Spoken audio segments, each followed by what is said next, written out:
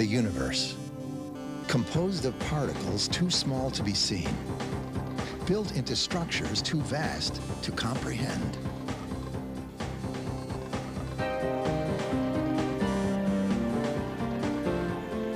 We live on a unique planet revolving around an average star that, along with 100 billion or so other stars, promenades within a spiral galaxy. A galaxy so large that light itself takes 100,000 years to cross it. And our galaxy is just one of billions of galaxies scattered throughout the larger universe.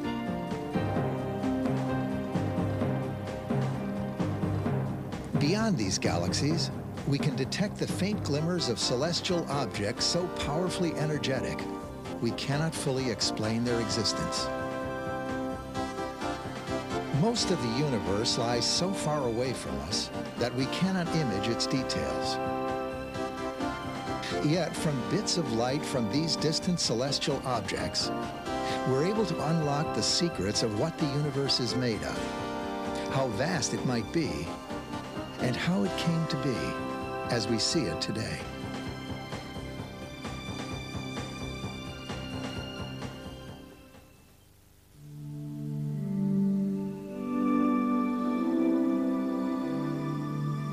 Astronomy is in a very special time right now. Ever since the caveman, people have wondered sort of who am I and where am I and where do I come from? And in the past 20 or 30 years, we're actually getting answers to those questions. We know approximately how old the universe is. We know how the universe began. We know where the individual atoms in our body were originally cooked.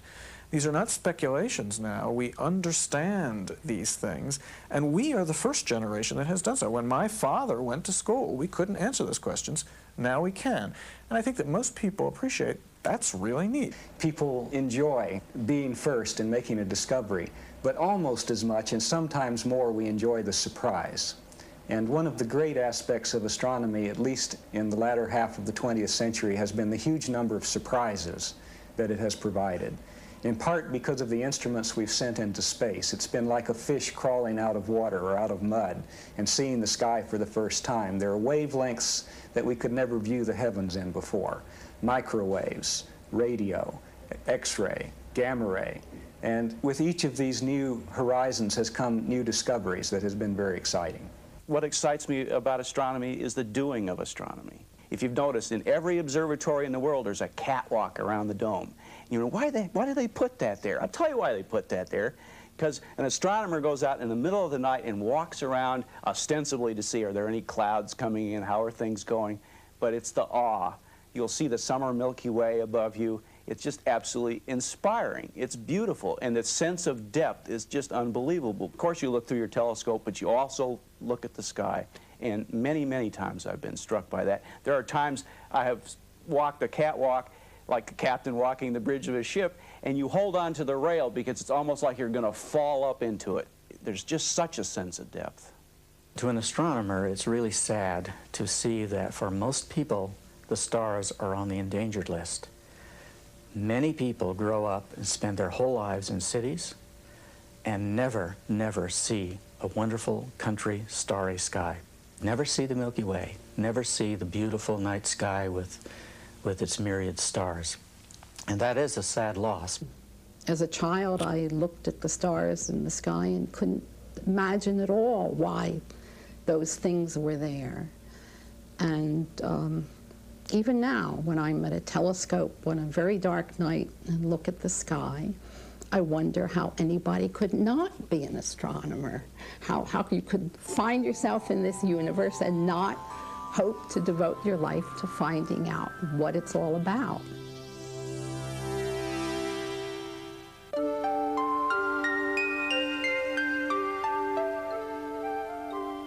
Our fascination and awe with the heavens is not new.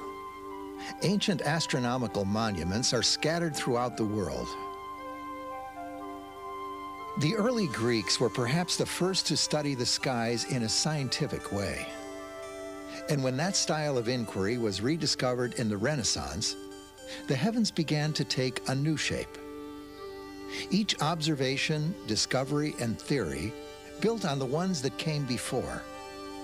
Each changed our perception of not just the heavens, but ourselves. We learned that we're not at the center of the universe, but inhabitants of just one planet in a solar system of 9 planets.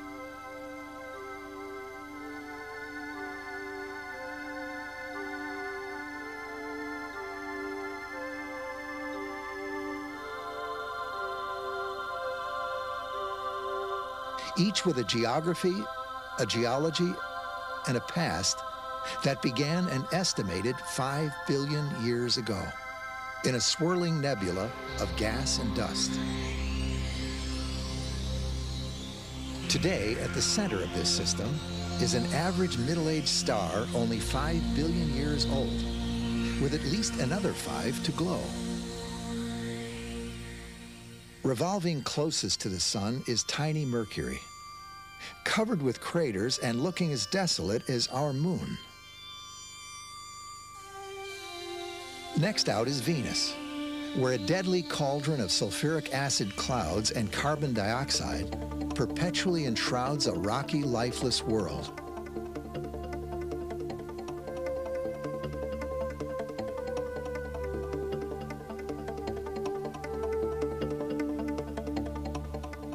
The third planet out is Earth, 93 million miles from the sun, a distance we call 1 astronomical unit.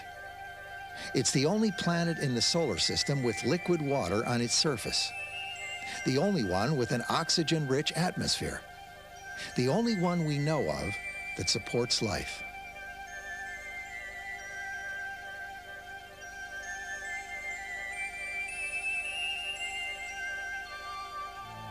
Circling the Earth is the Moon, small, airless like Mercury, and covered with craters that give evidence of a bygone epoch. The Moon appears in the sky as large as the Sun, yet it's only 1/4 the diameter of the Earth, a coincidence that can have a spectacular effect. Next out at 1.5 astronomical units from the Sun is Mars. Once upon a time, Mars was teeming with life and an advanced civilization that dug canals and even invaded Earth.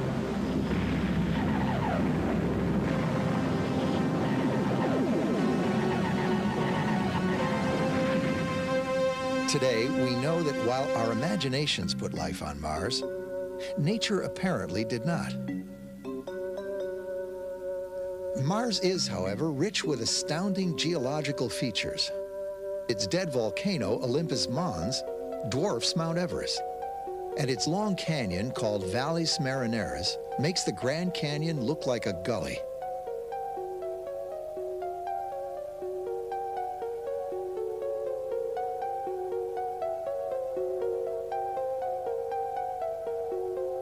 Beyond Mars orbits a belt of asteroids, thousands of rocky fragments that range in size from a few centimeters to 1,000 kilometers. Some even have their own tiny moons. Most are boulder-sized, tumbling and revolving in an endless procession around the sun. Beyond the asteroid belt lies Jupiter, the colossus of the solar system. Over 5 astronomical units from the sun, Jupiter has more mass than all the other planets combined.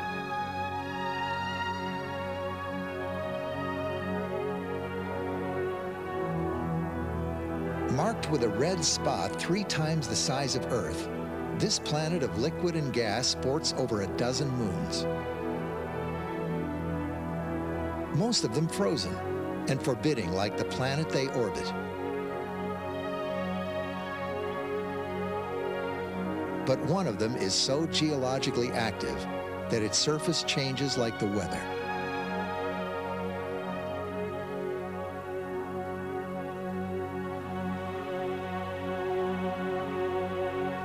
At 10 astronomical units from the sun, orbits the planet with features that through Galileo's primitive telescope looked like ears. Today we know they are rings, hundreds of rings made of billions of icy chunks that make Saturn the most visually stunning planet in the night sky. Like Jupiter, Saturn is surrounded by an entourage of well over a dozen moons.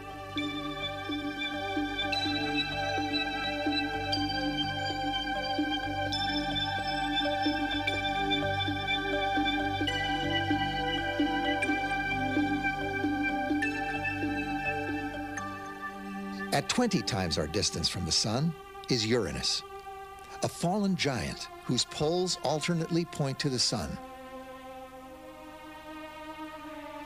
Circling this world are 11 faint rings and numerous moons.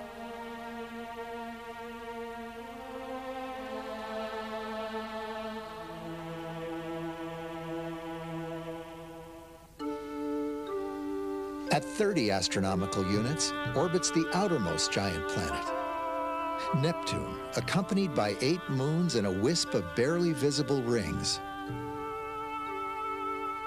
Despite its serene appearance, great storms rage in Neptune's atmosphere. Averaging 40 astronomical units from the sun are 2 large pieces of space debris, Pluto and its nearly the same size moon, Charon, locked in a face-to-face dance.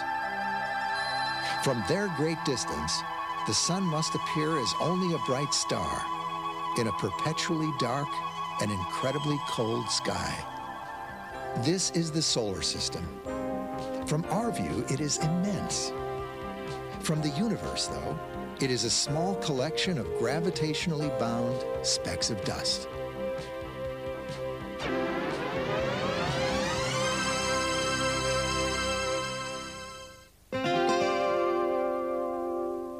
How big is the universe?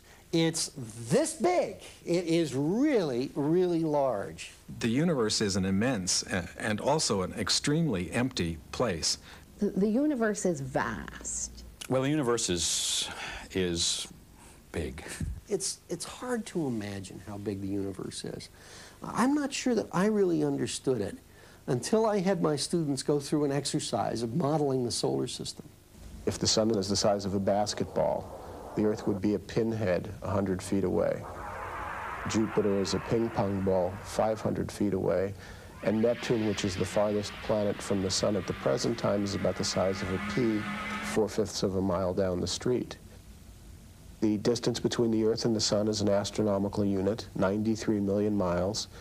It's a distance that would take you 17 years to cover in a jet moving at 600 miles an hour. Yet light is so fast that it can traverse that distance in 8 minutes. And so what you're seeing when you look at the sun happened 8 minutes ago. And we can use light as a scalar for the universe in general, because without something that fast, it's very hard to understand the actual distances involved. Just getting from the Earth to Mars, that with current spacecraft technology, that can take months to even years. Getting out of the solar system can take decades. Getting to the nearest star system, even traveling at the speed of light, also takes years.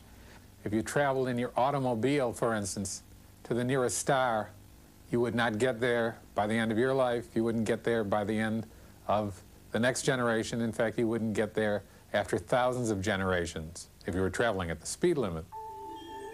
Even for light, traveling at 186,000 miles or 300,000 kilometers per second, the journey takes an incredibly long time. While light takes only about 8 minutes to travel from the sun to the Earth, it takes over 5 hours before it reaches the outermost planet, and years before it reaches the nearest star. The nearest star, Proxima Centauri, is 4.5 light years distant, which means that the light from Proxima Centauri we're seeing now was packaged 4.5 years ago, and we're only receiving it at the present time. To scale, if the sun were the size of a grapefruit in Washington, D.C., Proxima Centauri would be a grapefruit in California. The nearest stars are a few light years away. Our Milky Way galaxy is about 100,000 light years in diameter. That is to say, it would take light 100,000 years starting at one edge of the Milky Way to travel to the other edge of the Milky Way. Our own galaxy is part of a rather small group. It's called the Local Group. The total size of the Local Group is about 3 million light years across. So that when we look out at the so-called Andromeda Galaxy, or M31, we're actually looking about 3 million years back in time. That's how long it takes the light to reach us. If you think of the Milky Way galaxy as a grapefruit, Andromeda, which is the nearest large galaxy, is only 20 grapefruit diameters away. It's another grapefruit, 20 grapefruit away. The most distant galaxies are billions and billions of light years away. We see them as they were, in fact, billions of years ago, because the light has taken that billions of years to get from them to us as we detect it now. So the size of the universe is best thought of in terms of the timescales over which light travels. And we can define the whole size of the visible universe from where we are today to the point at which we're seeing the relic radiation from the Big Bang. That's the observable universe. It is quite probable that the universe has an absolutely enormous size, much larger than the 15 billion light years to which we can directly see using the largest telescopes. It's probable that that part of the universe that we can see, that is the observable universe, is really only a tiny fraction of the entire universe. Much like the part of Earth that you walk on most days is only a tiny fraction of the true surface area of the Earth. This means that we will never really know what's going on in a vast majority of the universe. The fantastic distances between the objects that populate the universe boggles the mind. Just as astounding, however, are the objects themselves.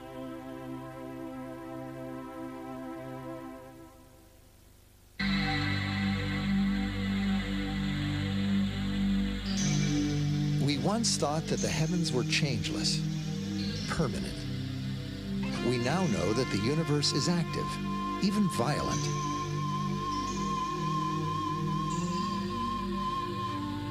As it's continuously torn on a colossal scale by fundamental physical forces. In the arms of galaxies, we see evidence for a complete cycle of star birth, life, and inevitable death. We see that most stars, after only a few billion years, burn up their nuclear fuel and leave behind a white dwarf, a star no larger than the Earth, yet 1,000,000 times more dense. When a more massive star grows old and becomes a red giant, its core eventually collapses and triggers a supernova.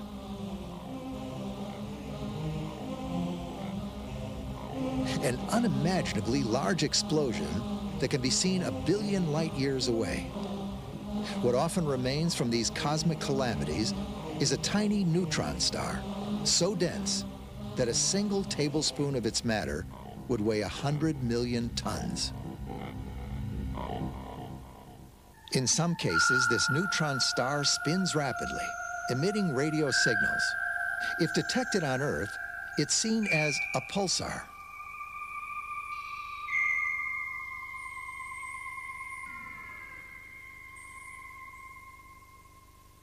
Some of the most massive stars die the strangest deaths of all. Such stars collapse in on themselves, creating matter so dense, with a gravitational pull so great, that nothing can escape, not even light. From these strange places, we can sometimes detect X-rays and observe jets of particles streaming from an unseen source, a black hole. As astounding as these objects are, the universe holds still greater mysteries. At the heart of a giant galaxy such as our own may lurk a supermassive black hole, so powerful its gravity combined millions of stars.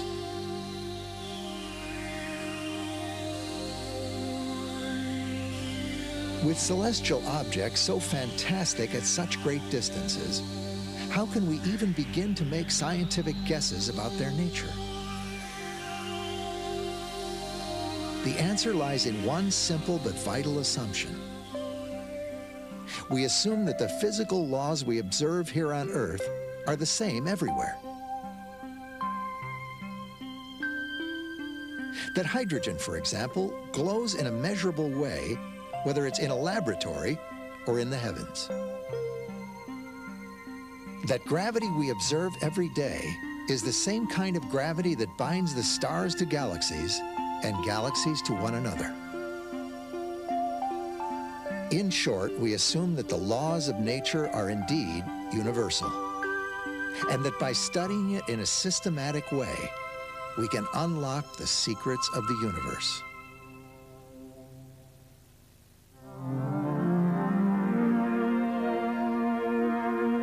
Number 39 in the Hipparcos field has a redshift of 0.4. Astronomers are a group of people that sees the universe as a system of interacting rules that is understandable.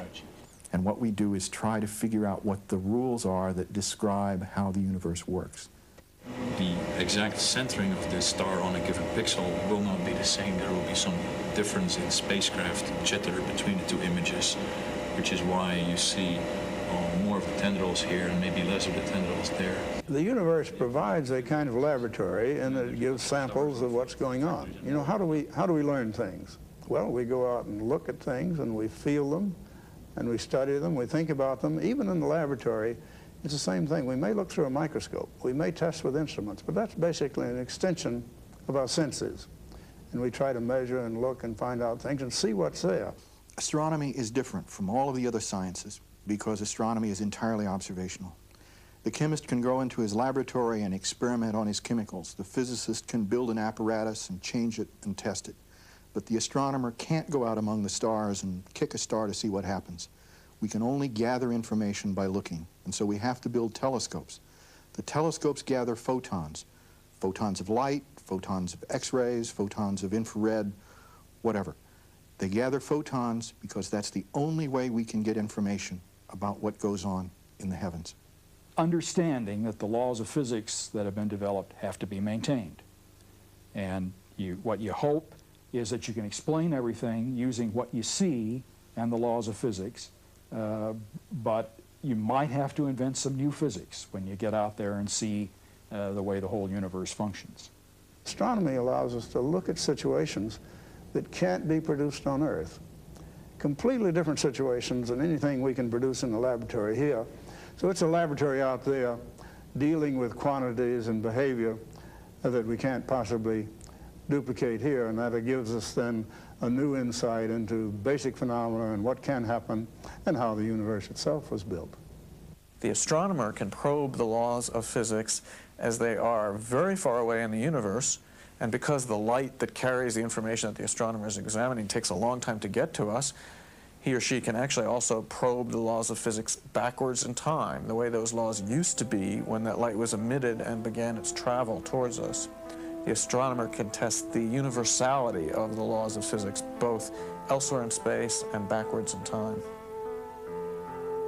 From the primitive refracting telescope of Galileo to the Hubble Space Telescope, every advance in our knowledge of the heavens has in large part been a reflection of our advances in technology.